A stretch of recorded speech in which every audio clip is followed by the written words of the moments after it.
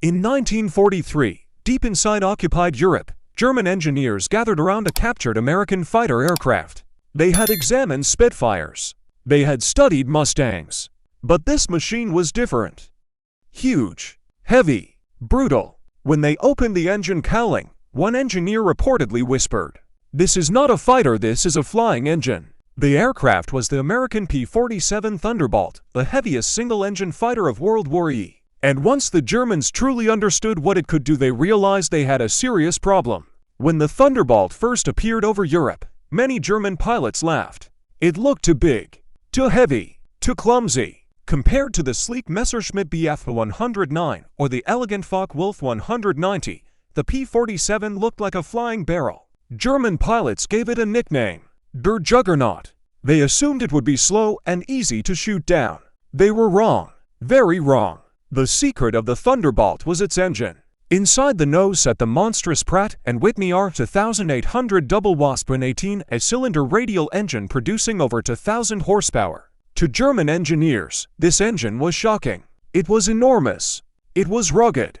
And it was built to survive damage. The aircraft was designed around the engine, not the other way around, which made the P-47 incredibly tough.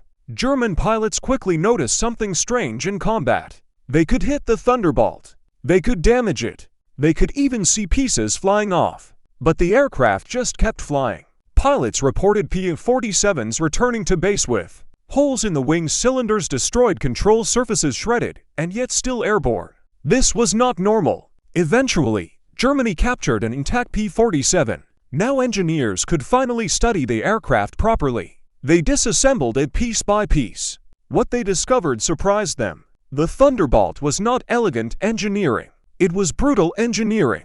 Everything was oversized. Everything was reinforced.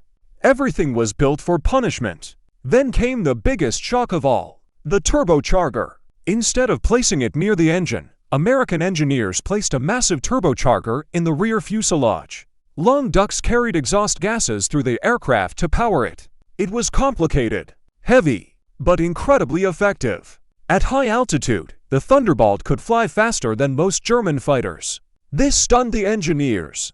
The Americans had built a high-altitude monster.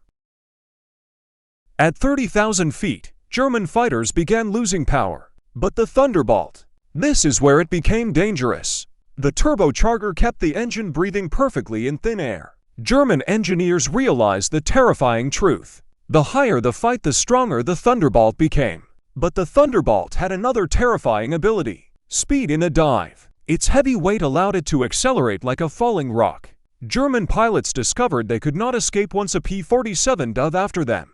The aircraft could exceed 700 km/h in a dive. Many German pilots said, "If a Thunderbolt dives on you, you pray." Then the Thunderbolt changed roles. It became a ground attack aircraft. It carried bombs, rockets, 8.50 cal machine guns. German troops feared its arrival. They called it the flying tank. Convoys, trains, tanks, nothing was safe. After studying the aircraft, German engineers reached a conclusion.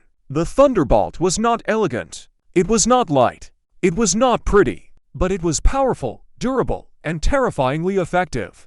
One report summarized it simply: "This aircraft can absorb punishment beyond expectation." The P-47 Thunderbolt would become one of the most successful American fighters of the war. It escorted bombers, destroyed enemy aircraft, and devastated ground forces across Europe. What began as a flying barrel became one of Germany's most feared enemies. The flying engine had proven its power.